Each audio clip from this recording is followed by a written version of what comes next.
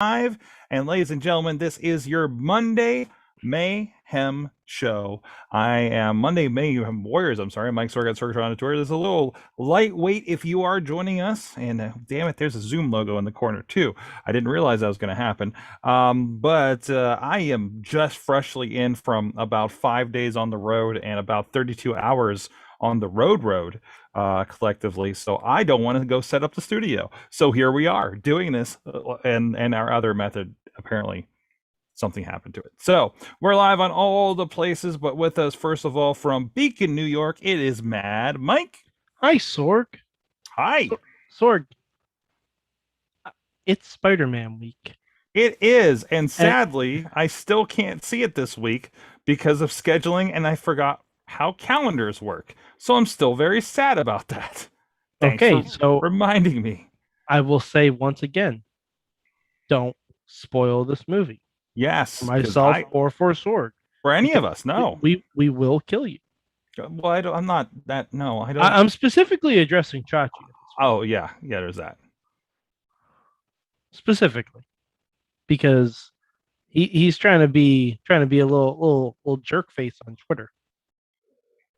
So, because I have Sorg, I have over 25 muted words on my Twitter feed. Okay. To avoid any kind of spoilers.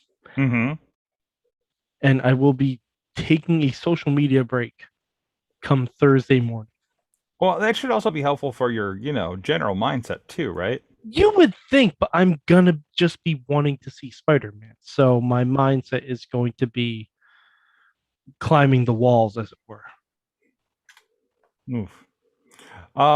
So I'm kind of, if my if any of my gigs cancel this week, I might be looking for last minute tickets or something like that. But other than that, no, I'm probably not going to see it for a little bit here.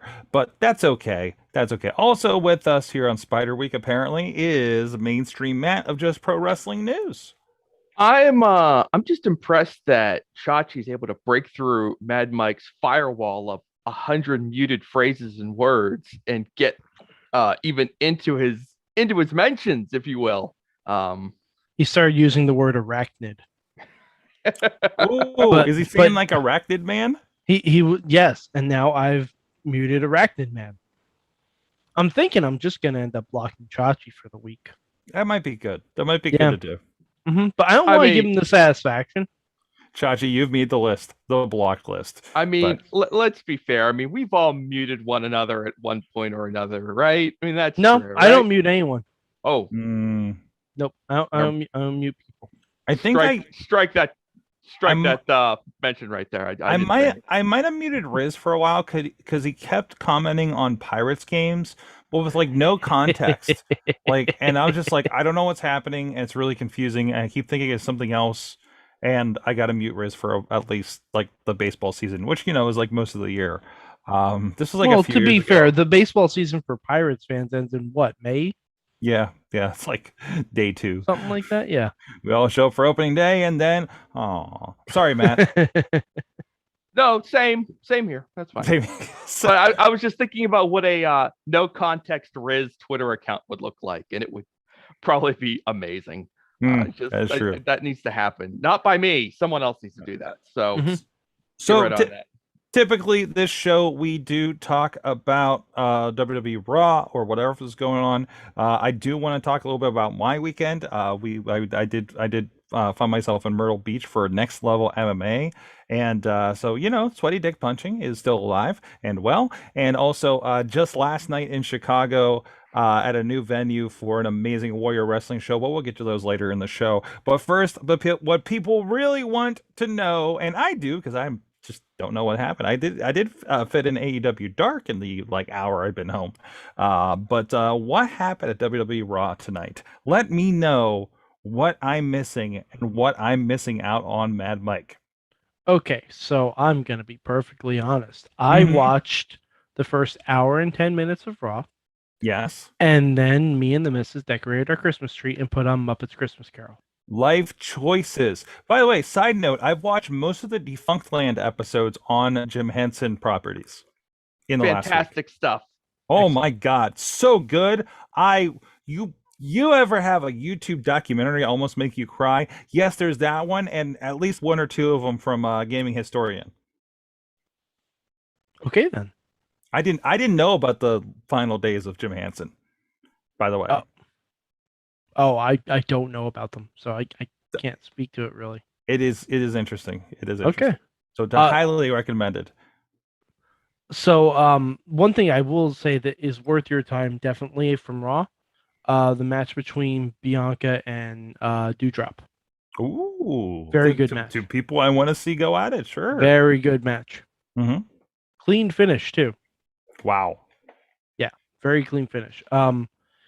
Also, just looking on WWE's Twitter feed, what I can glean because I saw the need to glean, Mad Mike. Okay, well, I also saw the last 10 minutes of the show. Okay, good. So, yeah, which I kind of figured was going to happen anyway, but right, you know. So what happened? So Matt, go for it. Oh, sorry, I was trying to jump in there and take the hot tag from you there. But I got a little too hasty. Now the referee is chasing me back to my corner as you continue to get beaten down by the heels. It's a real shame. Anyway, the day one title match for the WWE Championship is now a 4-way. Bobby Lashley got in. All he had to do was beat the other 3 guys in the match tonight, and he did it by various nefarious means here and there. Kevin Owens made a valiant effort to undo everything and just ruin Lashley's night, but he just could not quite get it done. He was overruled by power-hungry authority figures. Mm-hmm. And so now we have a 4-way at day one. And I think it's official they are going to do Liv and Becky again at day one for the Raw Women's title. So that is another championship match added to what is looking to be a very good card, Sorg, on paper. This day one, they are loading this bad boy up. What else is worth noting here tonight? Oh, how was the Edge and Miz segment? I want to watch that later. I wanted to see how it was though. Maryse was there. Excellent. +1 on that. And then something happened. I think Miz said something he should not have said. Married fellas, you know how this goes. Mm-hmm. I think he said something he shouldn't have said. Got the drop on Edge, beat him down, but Maryse was still mad at him afterwards. And we've seen this bit before where she storms away and Miz is like, "No, come back," you know. So it's one of those deals. Fantastic. Always nice to see marital. It's always nice to see couples work things out in a normal way, and this is the Miz and Maryse are the realest married couple perhaps ever in pro wrestling. They behave exactly as I would imagine I would behave if my wife and I were on a nationally televised pro wrestling show every week. It's fantastic. I enjoy them immensely. Okay, so DP is also saying Miz pulled Maryse in front of him as a shield. I'm guessing from a spear. Well, it's just Edge. Come on. Well, yeah. I mean, you know. Fine. She used to wrestle. She's Maryse fine. can take him. Yeah. Like, look. She was storming out of there after the whole segment was over. She was none the worse for any of this. So, clearly it all worked out for her. I'm sorry I didn't get all the details for you. I was kind of watching with one eye at one point. And I can't think of anything else that really happened on this show. That Arcade Bronament #1 contender tag title thing. Mm-hmm. Yeah, that's off. They didn't do it tonight. That's on it. They're pushed that off for 2 weeks. 2 weeks because of injuries, they said. So I can't figure out. I guess it's because that may be something else. I guess for who? I don't understand who they could. 2 weeks? That sounds like it could be a COVID quarantine. Well, maybe, or maybe Let's not jump to conclusions. That's not a jump fair. to conclusions. I don't know. My fantasy team was ravaged by COVID. So he's a little sore about that. You should have chosen your players more wisely. The show yesterday was ravaged by it. So, geez. This might be Omos storyline plot device. So, just want to throw that out. Yeah.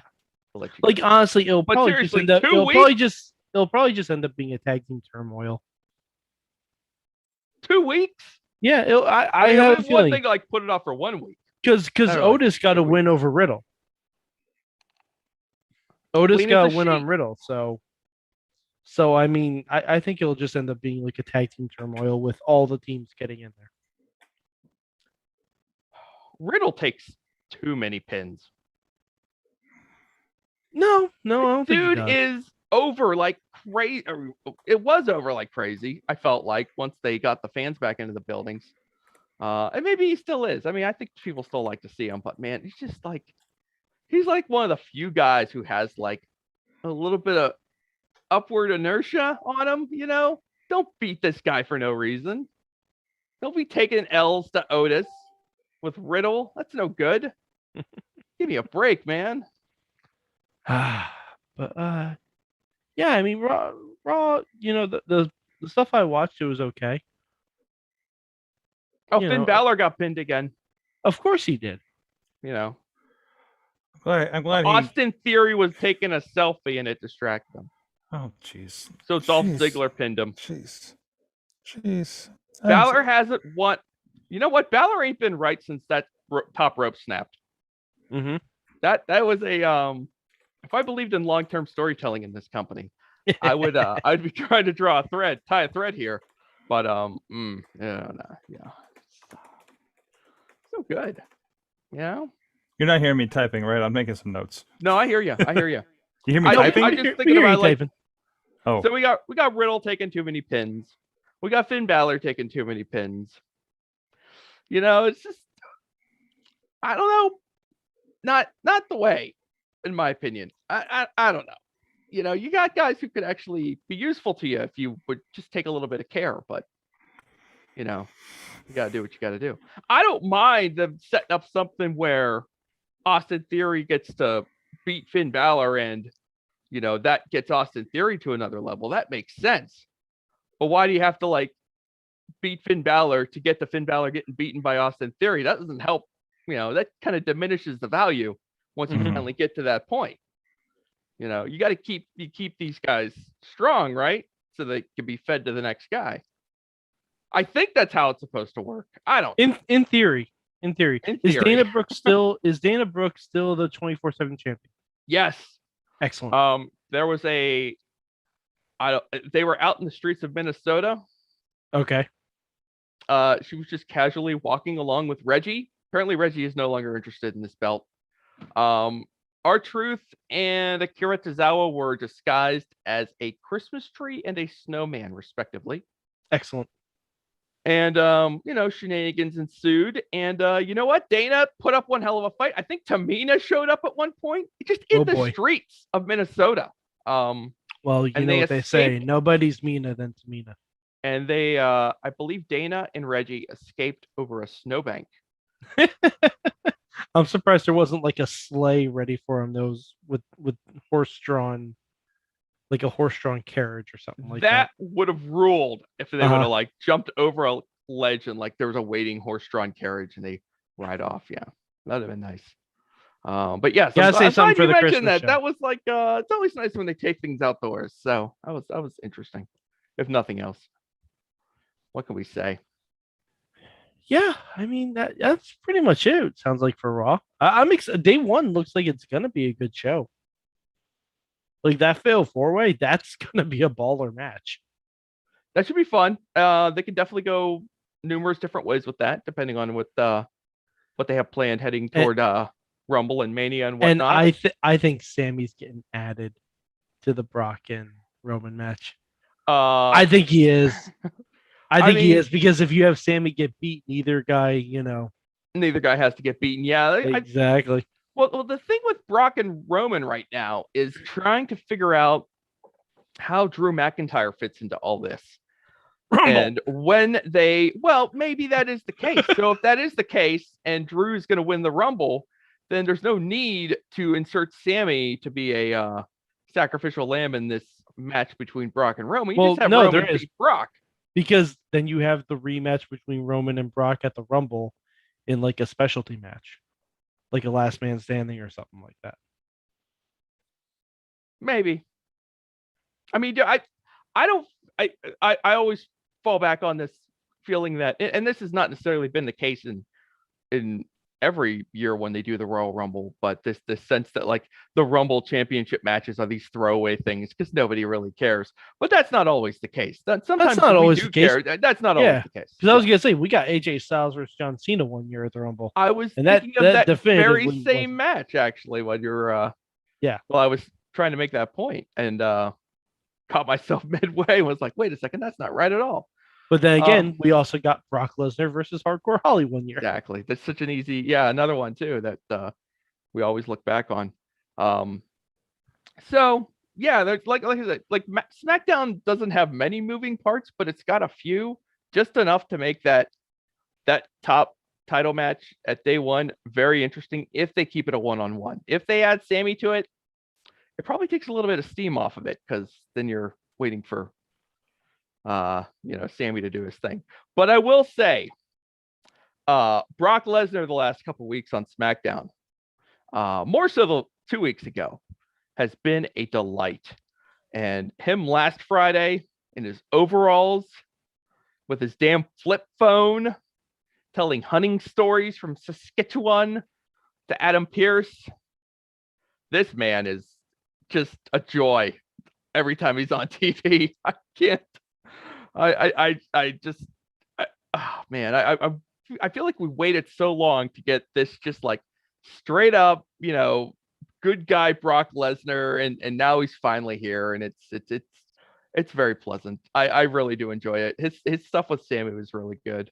The stuff 2 weeks ago with him and Sammy was incredible. That opening segment where he basically strong-armed him into cashing in his title shot. They kind of tried to recapture the magic last Friday. That was a high bar to reach, but I thought they're still good. They're still fun. Both of them are so good. And Brock just running amok,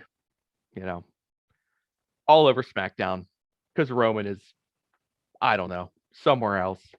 Who knows where Roman was last week? Couldn't make that SmackDown in Los Angeles for some reason. Not sure why. Yeah, Sorg, how was Elevation? Elevation was a joy. I feel like I've hijacked this entire show. No, I'm just sitting back and let you guys go because I have like no input on Raw right now because I'm just like, we're good. And just I'm just in a chat rebooking the territory. You know how it is. So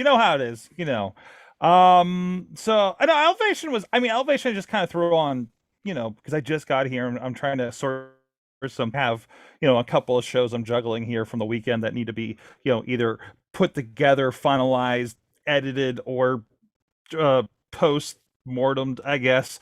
But no, man, Matt, you know this. I know. AEW Elevation and Dark are just like a nice piece of candy that you can just and comfort. It's a warm blanket of professional wrestling, of just like, oh hey, there's Thunder Rosa. Hi. Hey, there's some Tony Nese and Alex Reynolds. Hey guys, how are you doing? It's just comfort wrestling for me right now, and I love it so much. Like that kind of stuff. It's not complicated. It's just so bad that I'm like has it been, when's the last time we've had something that was like a WWE Superstars Wrestling Challenge level thing? 20 years, right? When we had Saturday Night, and I mean, there's Velocity and stuff, but nobody cared. Why would you watch Velocity, right? And there are people who say, "Why would you watch Dark?" But I'm one of those. It's all about those are cranky people who have but no that's joy what in their happens. lives. But that's what happens when you do. It's all about stimulating the base, Sorg. This is for the hardcores. So it's the hardcores, but just even like, you make me give a crap, Yeah, Why but am I gonna give Sorg, I don't want to watch an hour of squash matches. Well, good for you. But Mike, you don't have to. You don't have to. I know, but you're saying it appeals to everyone. It doesn't. You know what? I don't want to see Finn Balor get trounced on week after week. Well, you're not watching Raw, so that's fine. Exactly. We're all making our choices out here. So. And that's the main show.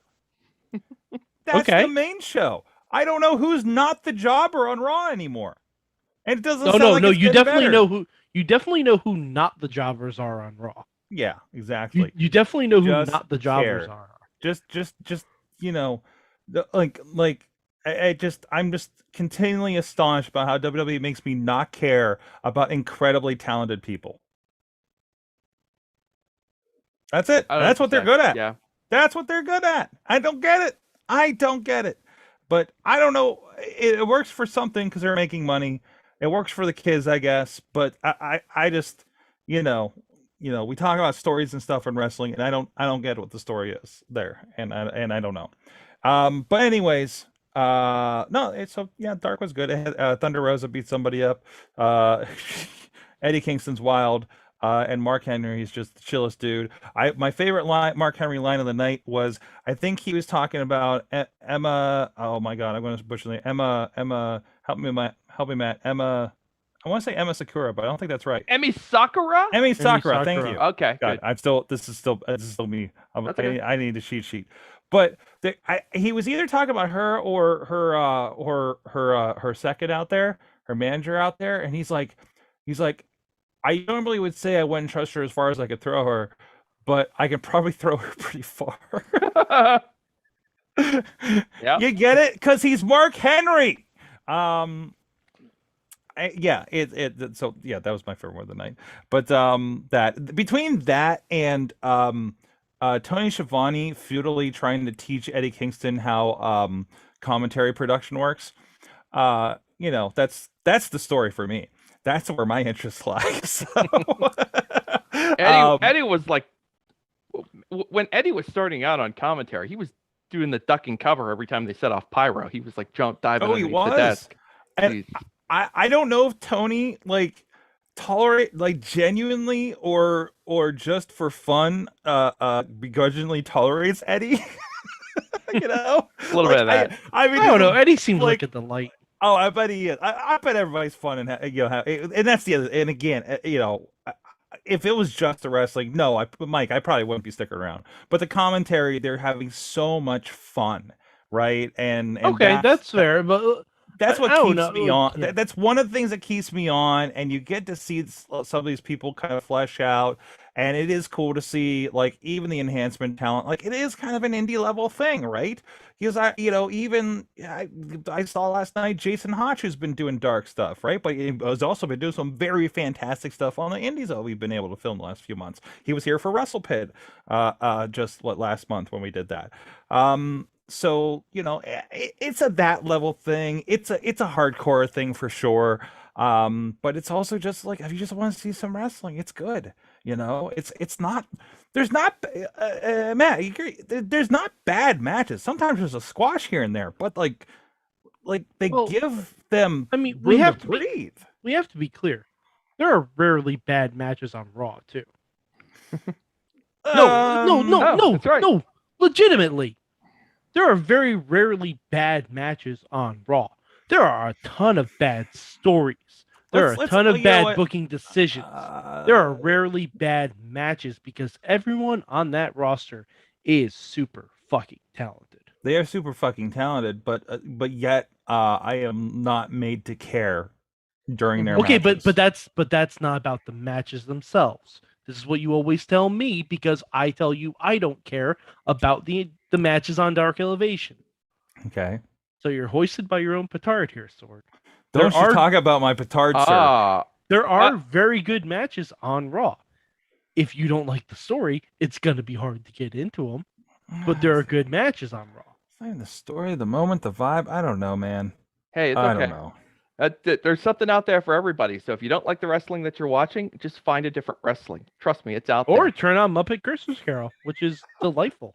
I do enjoy this. When we get Muppet Wrestling, I'll be watching that too. Hold on. Hold on. Yeah, no, I'm kind of curious too. I think I showed the wife the episode of Raw where the Muppets hosted. Oh, good. It was wonderful. And by the way, if you want to revisit that is on Peacock. And also, if you go over to Disney Plus, because I saw this when I was watching my Defunctland Jim Henson binge, there is a wrestling match segment from the Muppet Show. because they showed a clip on it, and I knew it was from the 70s. I'm like, are you kidding me? Wait, There's a what? Muppet. Yeah. Hold on. Hold Did- on. did- I'm going. I just put Muppet Wrestling, and you'll find it. Disney Plus. It's on the No. Plus. Well, I mean, I imagine it's on the Muppet Show. So also Muppets, like pre-Muppet Show, the Muppet stuff was wild. Like did you know the Muppet Show pilot was called Sex and Violence? Mhm. I had no Yeah. idea about this. But anyways, Sorg, do you know who Go the, watch do you those know who old the Muppet guest shows, was? Sorg. It gets weird, man. It is wild. It just like, but it was for adults, and they were trying to do for adults, and Henson didn't want to. Actually wanted to do adult stuff and was like really hesitant to do Sesame Street, Mhm. right? And Sorg, just like, Sorg, do you know who the host was for that episode? who? Because Who? that's how these. That's how you look for it. Yeah.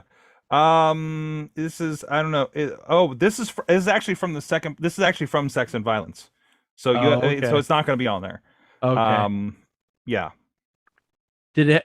Whoa! There's a wow. The Muppets welcome Alice Cooper. Okay. And you do get a notice on the Johnny Cash episode, by the way. You get a Wow. notice before like half the episodes. You do. Yeah, actually you do. Yeah. But we've So- talked about this before. Like Yeah. they And it- flashed the notice, and then I watched the episode, and I don't know where the offensive part was. And well, I know concerned. the Johnny Cash was a Confederate flag. on Right. the side. So That one would have stuck out to me. I would have been Yeah, like, yeah, there yeah. it is. That's the bad. Anyway. yeah. But I mean, It's you know, okay. it's just sensibilities of the 70s that just don't work well. I think there's definitely a lot of probably a lot of stereotyping. There's definitely a lot of stereotyping on the Muppet Show. So little bit, but- there's yeah. I mean, I used to think everyone from Sweden was like that. So Yeah, I weird. know, right? I mean, Yeah, it's it really just kind of crazy. colored an entire thing. Also, I it didn't really know messed me up. I didn't know the Muppets were part of the early Saturday Night Live, and then everybody hated the Muppets. Showing them up. Jim Belushi, yeah, they're just like, hey, you know, let's have some time on the show for the people. Anyway, so I had an interesting weekend. Okay. First of all, anytime I go to Carolina and go to an MMA show is the wildest thing that I've ever seen. I think the first one that I got to produce down there had a street fight. I think I've talked about on the show. And this time, there was some really interesting technical issues that had nothing to do with us. But I watched I watched the guy come out, get checked by the commission, argue with him for a minute, and then leave. And they said they were going to go to the next fight.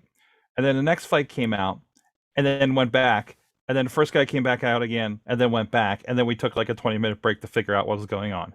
What the hell happened? Anyways, it was kind of like a wrestling show at some point. I mean, MMA shows should not be this unpredictable, but apparently it was a peculiar night. Also, our announcers felt very professional wrestling announcers, and I did not get the vibe that they cared about professional wrestling, but one was wearing a Blackcraft shirt. So I don't know. I was still kind of figuring that part out. So that was wild. But last night, the biggest thing I want to talk about, and Matt, I was messaging you during this, and of course, as soon as I messaged you, that's when something happened wild on the outside, and I completely lost my camera. But Will Ospreay was in a 3-way match with Blake Christian, who has been is Blake Christian off of NXT? Was he there for like 6 months or something and let go? I think You are correct. He Thank was you. Trey Baxter in NXT. Trey Baxter. So Blake, by the way, background on Blake Christian. He was back when we did the first stadium shows that I did with Warrior back in September of 2020, when we did like 3 weeks back to back, right? And Brian Cage is coming out, and I see this Blake Christian kid come out, and I'm like, oh, this guy's just gonna get slaughtered, right? And it was a tremendous match. I was sold instantly on this guy. And he was in the main event for the Warrior Wrestling Championship again with Will Ospreay and Trey and Matt. I hope you get a chance to watch this show. But it's on our joint Mayhem account, so you guys can see it for journalistic integrity. But man, Will Ospreay was classic, yelling, best in the world, had all of his belts, the whole thing. This match was one of the greatest things I've ever seen. And he won the damn belt and said he's going to walk out at the Tokyo Dome with it. Cool. He's got a lot of belts now, I saw. He's got like 4 or 5 of them now. Yeah, he's got like 4 of them. There's a picture on, if you look at Warrior Wrestling's Twitter page, there's a great picture of him laying on the floor with all the belts. So, and the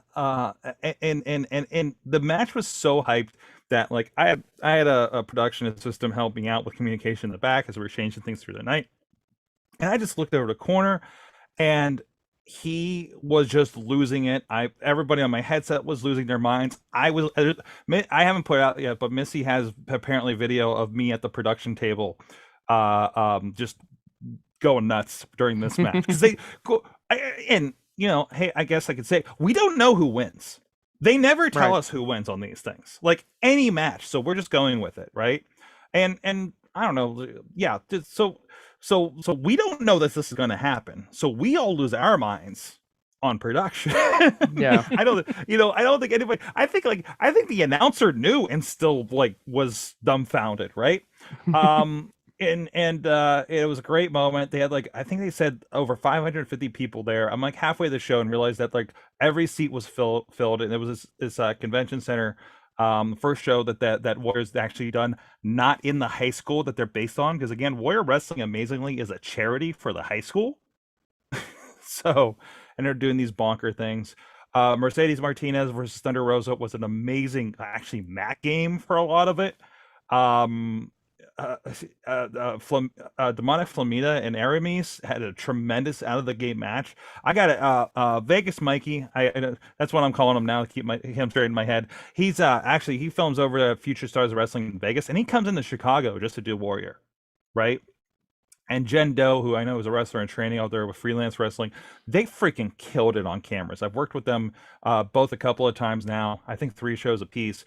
And like right out of the gate, we had no pre-shows to warm up or anything like that for this thing. And they like we had Flamita and Aramis just going all over the place, and they were just on top of things. I'm so happy with those guys about what they did there. I'm still vibing off that show, Matt. It was just one of the most positive wrestling experiences I've had. We've seen some really cool stuff this year, you know, between all the shows that we've had a chance to work. And man, that was just one of the most bonkers things that we've done. Always great working with Rich Bacchini and Nick Hausman over there on commentary, and then just Steve and the crew, they were just freaking top notch. And for as big as those shows are, because like we've done big shows, guys, and there's always like a wild, like kind of tensions vibe, no matter who's doing it. Like a lot of people we like, but man, it's the most chill vibe. It's one of those you go and we're like, oh, this is what backstage could be at a wrestling show kind of things. And that's really cool, and I think it comes through on that product pretty good there. Also, we're doing a Sunday show. It's kind of nice to do a Sunday show, although coming home on Monday was a little weird because here I am, like kind of here on Zoom because I couldn't set things up in time. No, just a tremendous night there. You know, I know Twitter was all over it, everything like that. Also, Tina saying Rich is one of the hardest working commentators I've seen. Hear him at least 4 other promotions. Yeah, man, because we were talking about Enjoy Wrestling. We were talking about Rich and I have been talking a lot about production and improving production. And even if you look at like the Warrior Wrestling shows from last September to what we did last night, like you can kind of see the progression and how that's been going. And we've been working a lot on that and kind of smooth over some of those things. Yeah, Thunder Rosa and Mercedes Martinez should be for the title in AEW. Dude, I hope it happens. Like, I really hope she comes in and does it. But she's been doing Impact stuff lately, so.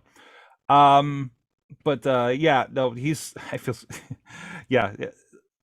But really cool show. Frank the Clown. Yeah, Frank the Clown is an interesting. Frank the Clown wore this thing. If you see some of the gifs again over in the Warrior Twitter account, I don't know if it does it justice, but I've never seen a jacket that apparently just had a lot of reflectors on it. I literally thought this thing was like a wildly sporadic light up display. and apparently it was like I looked at it with my own eyes and looked at the monitor, and I couldn't figure out his jacket. So, but yeah, no. So always really cool stuff there. I'm trying to remember anything else from the Wire show. Sorry, I'm a little road fatigued right now with my brain.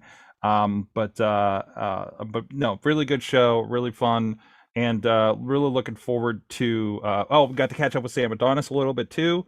I know he just did that Triple Mania and had a lot of stuff. I did not ask him about that miss that he made, but I will say, Sam has taken that in great stride. We know Sam. We know seems to have a pretty good sense of humor about himself. But he did this lengthy post on Instagram where he was just kind of like, well, that happened, and what can you do? And it's something about you miss 100% of the shots you don't take and stuff like that, like every cliche in the book. So I'm glad that he's like, I'm glad that he's taking it, in a humorous direction instead of kind of beating himself up for it. Because really, there are no botches in wrestling, Sorg. We don't have botches. We only have happy accidents. And opportunities. And opportunities for more story. Yeah. So if Sam were to listen to this, I would say, Sam, good job taking this in stride. You came out of this in one piece. Now you tell that dude who was on the stretcher, next time you're not going to miss. And then the next time you're in Mexico, you go for that son of a gun again. And this time you squash him hard. All right. That's what you do. Mm-hmm. So he does find himself. He does have a habit of finding himself in situations, doesn't he? So, but he had it with Taven. His match was with Matt Taven, who of course had that insane. Can we talk about Final Battle? Because I don't think we're getting to that tomorrow either. I am here for the Final Battle discussion because I watched the Final Battle, Sorg. Did you watch the Final Battle? Chachi watched the Shane Taylor match. Shane Taylor and Kenny King. That sounds good. Just by hearing about it, that sounds. It was. Whoa! Hold up, Mike. It was a fight without honor. Okay. Which is basically a TLC match at this point. Yeah, it's no hold. Yeah, it's no hold bar. Got it. Oh yeah. Well, no. The ladders and tables are already set up. They just bring the ladders out. Yes. And so it's a fight with furniture. Right. Yeah. Right. Without honor, lots of furniture. Yeah. Yes. Exactly. It was crazy. It was scary. Shane Taylor is one of the few people in professional wrestling right now who you are legitimately terrified of whenever he's out there. So which says something when he's in there with Kenny King and you're like, I'm afraid for Kenny King. And they went out there and they did their stuff. And the one moment that kind of everyone's talking about is this deal where they decide that they're going to crawl up onto this ladder bridge between the barricade and the ring apron. And they got a couple of the kids, a couple of the young boys are out there kind of making sure the ladder doesn't fall off. But it seems to me that like once, so Shane Taylor decides it's a great time for a package pile driver off onto this ladder. Okay. I'm searching Twitter for this. The GIF is out there. You'll find it. It's out there. It's out there a lot. And looking for it right now. But you got the kids under there holding up the ladder, making sure it doesn't fall. And when Shane proceeds to deliver the package pile driver, he's airborne. Okay. Him and Kenny King are no longer on this ladder. They are in the air for a split second, but in the air nonetheless. And then that split second, these kids who are holding this ladder up, the force that they're apparently pushing up on this ladder, they jump and they kind of lose the ladder upward. It's like reverse gravity. The ladder flies out of the way, and suddenly Kenny King is not coming down to the ladder. He is going straight to the floor, and that is this is a bad thing. Oh yeah, this is super scary. This is the bad thing. I'm watching it right now. This is bad. As has been discussed, Mike, I know it looks terrible, right? But I haven't even gotten to the spot yet. It just looks terrifying. It's scary from the moment you realize Shane's going up onto that ladder bridge. He's going for it. Okay, you're getting a live reaction from me. This is just happening. Oh, he's got him up. Ow. I don't know why we didn't just run the video. Ring of Honor isn't coming for us anymore. Ow. Yes. My favorite, other than that match entirely, my favorite moment from the night was Ian Riccaboni at some point saying something off color and saying, "What are they going to do? Fire me at this point?" Oh yeah, Riccaboni and Caprice were on blast the whole night. Oh just yeah, going wild. They kept rotating in like different third color commentators of varying quality, and it was Dan amazing. Allison on commentary, and he forgot. Great. He forgot that he picked somebody for his team at one of the Halloween show or something like that. Danhausen on commentary was great. Some of the other ones were great. Guys, I think you have to pay proper respect to Danhausen on commentary housing. Mm-hmm. True. Yeah. Don Castle was just Goofy. on another level. Yeah, he had really a tremendous entrance. Had you ever seen the Joe Hendry song before? I have. I witnessed it, I believe, in person at a show. Oh, really? Okay. But also Joe Hendry, I commented on Twitter, Joe Hendry looks like the free guy dude version of Joe Hendry now, because he's been on lockdown like workout regimen apparently, because I guess he's been stuck in Scotland this entire time, and he just showed up and it was like, bro. Oh, so he came back looking like Pete Dunne did when he came back from England. Completely jacked of a Jesus. Yeah, he got jacked and he was doing strong boy stuff. But yeah, I wasn't ready for all that stuff. The Briscoes and the OGK was freaking spectacular. That destroyer, that Doomsday Destroyer thing they did was the wildest thing I've ever seen. When he goes over the top rope, when Taven came over the top rope to hit it, unbelievable. I saw a gif of that too. That looked just that was wild. Amazing. That was like your classic fireworks fight, basically. Like nonstop, and you knew it. Like the minute they got going, you were just like, "This is gonna be crazy." Can we talk about? So I love the setup because it's like, oh, what are they gonna do with all this stuff?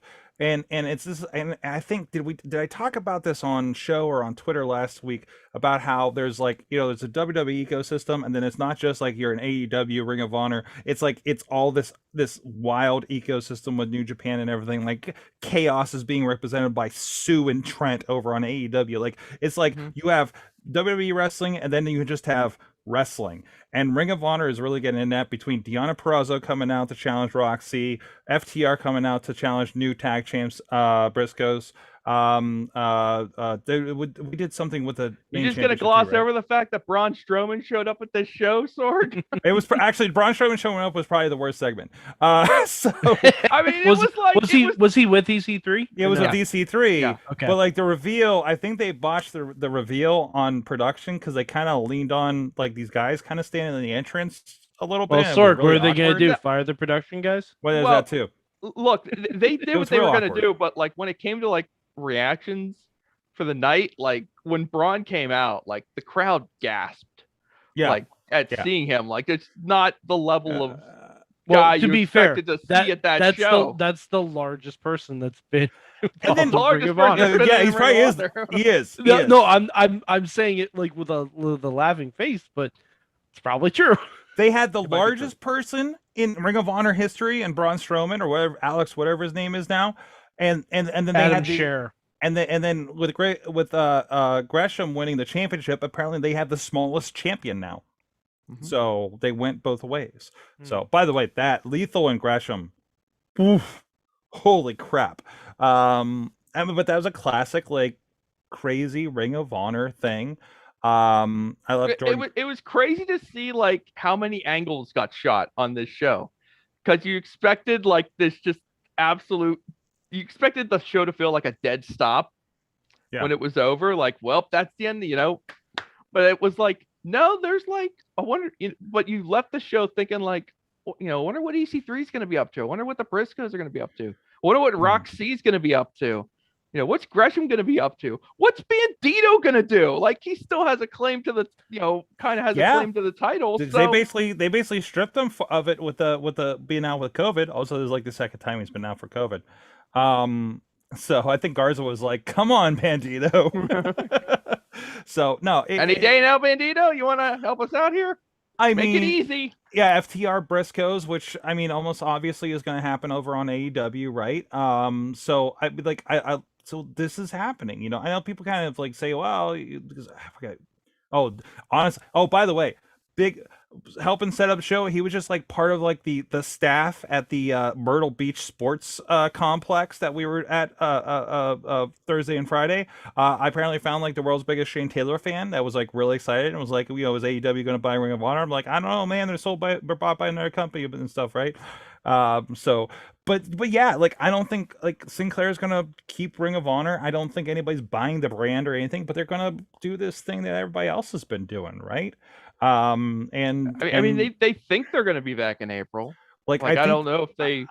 I think Sinclair probably, you know, I think Sinclair probably did we have to clean the slate here financially because, you know, COVID kind of destroyed the you know, us making money off of this thing kind of deal, but and reboot things. And I think they're just gonna, I think your champions are coming back. I think everybody else is, you know, not everybody, but they're going to maybe come back with a smaller roster or different kinds of deals for some of these guys or something like that. So you know, I mean, it's I'm really interested to see what happens in April. I think, you know, I think it's going to be, you know, this in between time, this 3 months is going to be fun. I think for what they're going to do with these, you know, champions and everything. I think you'll see a lot of Ring of Honor on GCW because they won't stop talking about GCW on Ring of Honor apparently. So, so I think that relationship is good, and looking at stuff we're seeing with that, and like, geez, even what we saw this weekend with Warrior, it just seems like everything, you know, we saw the claimed New Japan champion taking on the Impact X Division champion for a whole nother belt, and this dude Blake. You know, I mean, that's just this also awesome, right? So, Oh yeah. I mean, this is the kind of wrestling world we live in, and it's like it's the most interesting thing. It's like, you know, forget dark, look at all this other stuff. You know, it's not even like WWE versus rest of wrestling. It's like WWE versus what are we watching on Fight this week at this point, almost. Yeah, a little bit, because I mean, You it's know. the same.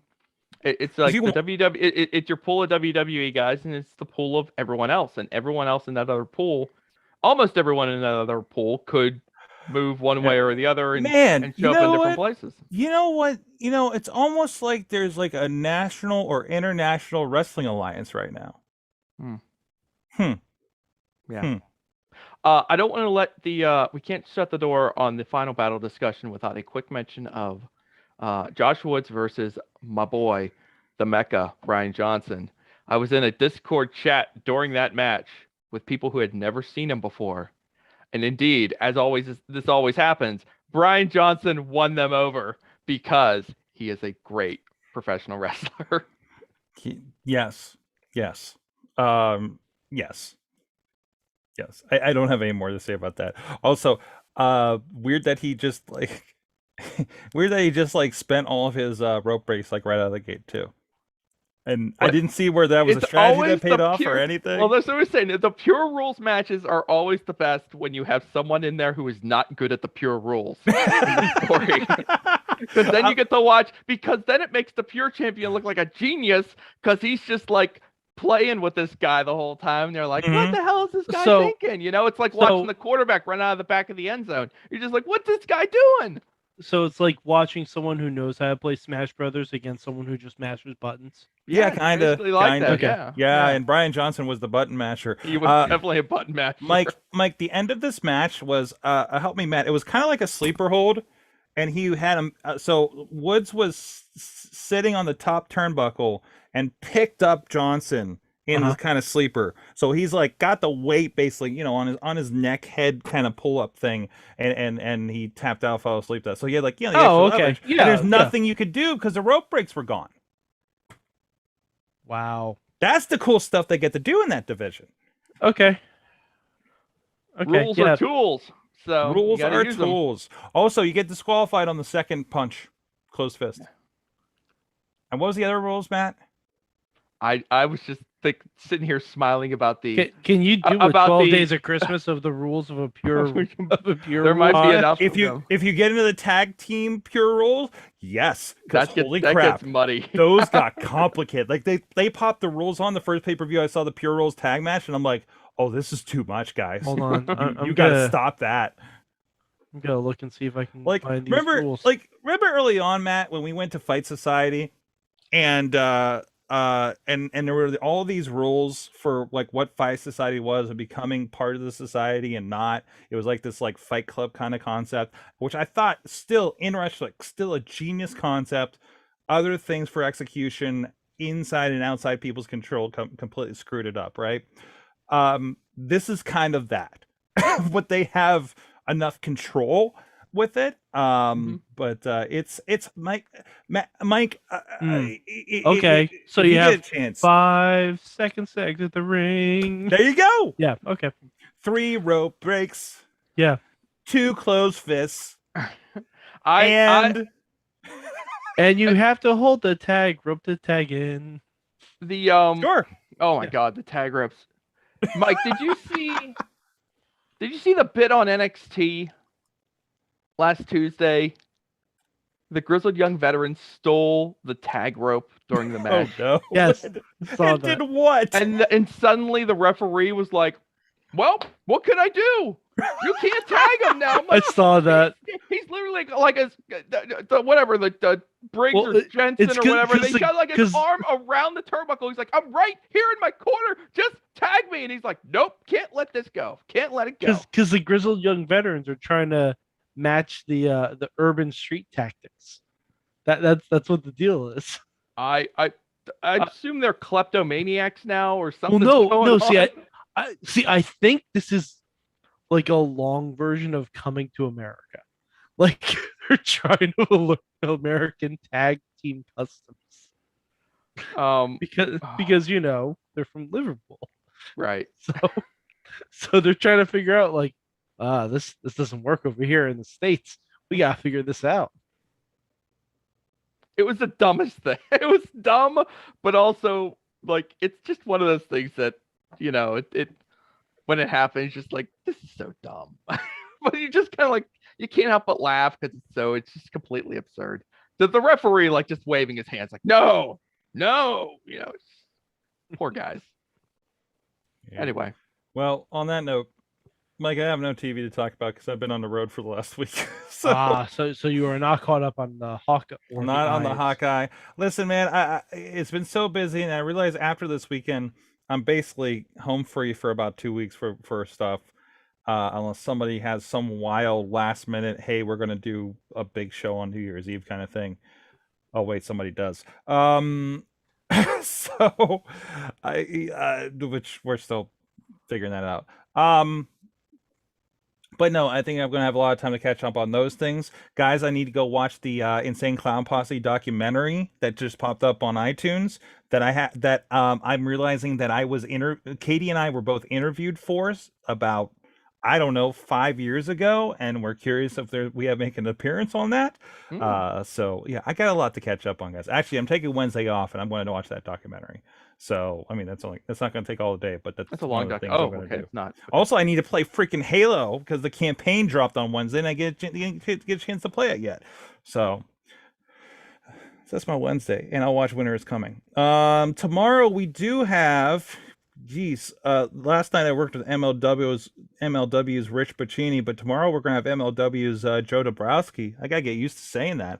Is he Mr. MLW? I used to joke that he was Mr. Ring of Honor because I was trying to pump up his ego.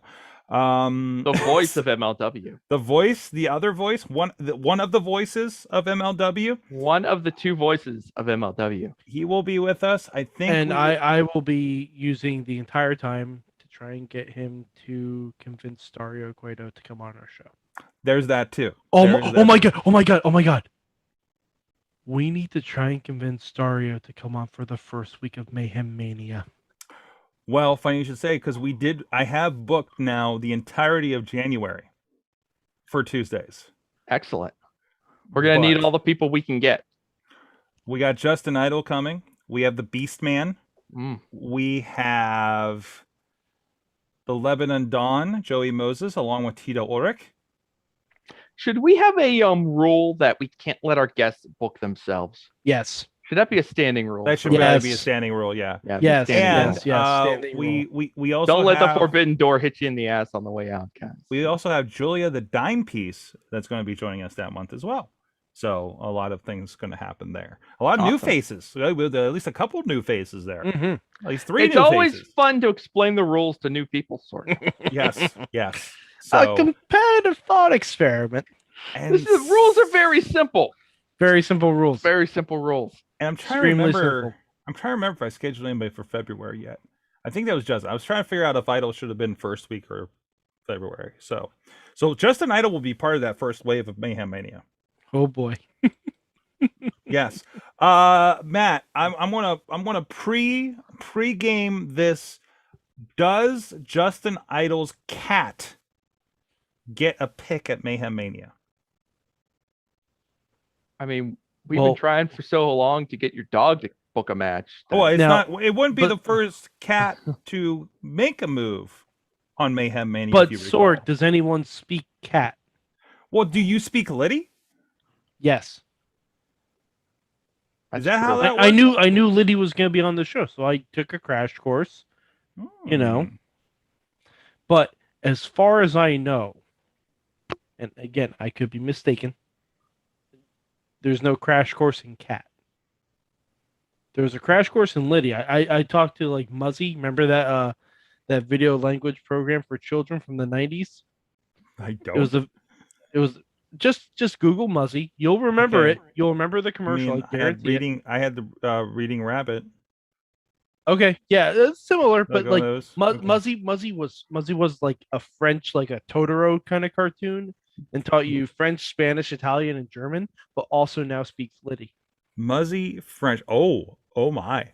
Yep. Oh, wait. There's Yeah. a CG and a 2D version of them. Yep. French for Nice. Kids, Muzzy BBC, homeschool French curriculum and lessons. This is where I need to start. Yep. Is there a Spanish version of this? I believe so. I Oh. only you know, Mhm. I was familiar with the English commercial, but not. Very interesting. Very, Yes. very interesting. Okay. All right. I've learned a bit. Also, just in case, keep an eye on Thunder Rosa's video blog. I think Missy might make an appearance. I don't know. I walked by and I didn't realize that was a camera. I didn't realize who it was and that it was a camera she was pointing at me because it was one of those weird little like bloggy cameras things. I'm like, what is this person pointing at me? I'm like, oh, you're Thunder Rosa. Oh, this is your video blog. So it was. There's a really- great I shot. I believe think they there call was it a vlog. I think there was a shot. I don't know if it was a GIF or what. I think it popped up on the Warrior page or Warrior Twitter or somebody else's. But somebody runs and like dives over the guardrail, and there's a fellow with like his camera on like a stick like this, and he's like sprinting after him as he's doing this dive. I was like, Was he ringside? yeah. Yeah, I'm like, that's "Eddie," I'm like, for the vlog. that's Go! that is probably the Wrestling with Unicorns guy because he's always at those shows and there's always like a bunch of clips that he does a lot of shows like that where it's just like he's there through the like He's doing actively this coverage. Yeah. at ringside posting video clips during the show. It's wild. It's I mean, wild. You can't question the effort. I just say that. So, No, good job. we've had because there was a problem early on at Warrior in my experience where we just had too many people at ringside because you see the people they book and it was just Yeah. like, guys, I'm literally seeing the Unicorn guy's camera phone in my shot. So we're taking a shot of his shot while getting the shot. Like it got weird and meta and a lot of stuff. And the show I wasn't there this year, like somebody like it got too wild and somebody got his camera broken. Like Mhm. like I woof. So it was pretty wild. Anyways, But- Thunder Rosa did post a vlog from a few days ago. well, this was just yesterday, so Oh, okay. So it was literally probably- yesterday. but she has her own YouTube channel. yes. So I would imagine Everybody's got a video. you're gonna be on there. At some I can only I still do PT, but I still kind of poke around to the other ones and things like that. So, but yes. Also, it was really good to see Fuego del Sol yesterday. But I did Good not to see him still in one piece. still in one piece. I didn't watch the Hook match until later that night. Oh, Whoa! Uh, All I saw everybody's reaction about Hook. I'm like, wow, this guy is good. And man, what is with that hair?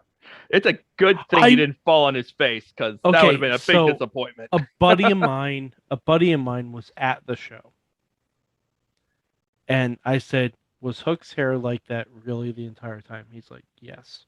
I'm like, "How?" He had no answer for me. It's like, It's like- It looks like he's constantly being scared by a ghost in Scooby Doo. Oh, freaking love it. Oh, freaking love it. Guys, we got to get out of here. You got to leave it on that. Thank you so much for joining us. This has been your Monday Mayhem. Sorry for a little bit of different vibe here with the Zoom and everything. We're still work on some new tools. We're always expanding and trying different things here. This is a little bit of the experimental podcast, and and I'll get a better headset here. I literally bought that headset for Ronnie, Mike, and then I didn't get myself a better headset for at home. Well, to be fair, if Ronnie doesn't live up to his end, I got a new headset. you just fucking take it back. Yeah, this is the BS cheap one off of Amazon I got for my games, but I should probably get an okay one too. So, but you guys literally at this point have better headsets than I have. I think we sent you both of those. Yeah, you guys both have. Yeah. To be fair, I was rocking the same one for 15 years before. So yeah, we gave up. Remember, we started on Radio Shack PC mics. So we just all gather around, guys. I got a splitter. I still remember the first time I was on the show. It was a call-in on Talk Oh my Show. god, guys! I had this idea today. Okay, we gotta get out of here after I say this. I'm just gonna put this in the world. Somebody was talking about for an old podcast, and a podcast I used to listen to, and I'm listening now to a spiritual successor of it. But apparently, a fan put together. They were finding and re-archiving all the old episodes of their show, and they're trying to get it set up for the 20th anniversary. And they talked about having an ongoing live stream of that show from 10-20 years ago, and I kind of want to do that for the Mayhem show now. Oh god, that's a terrible idea. Just have a drop in, and you can just listen to any past episode of the Mayhem show kind of idea. Ooh, that's a rough concept. That is a rough, that is a Bad, outdated takes everywhere. want some bad. Hey, you want to talk about not woke? Hey, That was us.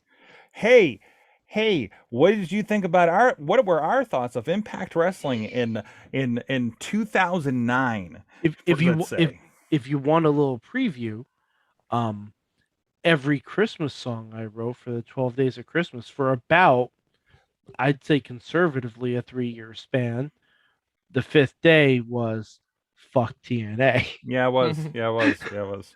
So, speaking of 12 Conservatively for a 3-year span.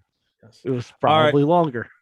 That's it, guys. Thank you so much for joining us. And Mike 483 on the tweets. And Don't spoil Spider-Man. Mainstream Matt of justprowrestlingnews.com. Get your news in 5 minutes or less. We'll see you guys next time. Mayhem out. Please stay tuned for Silk Stockings.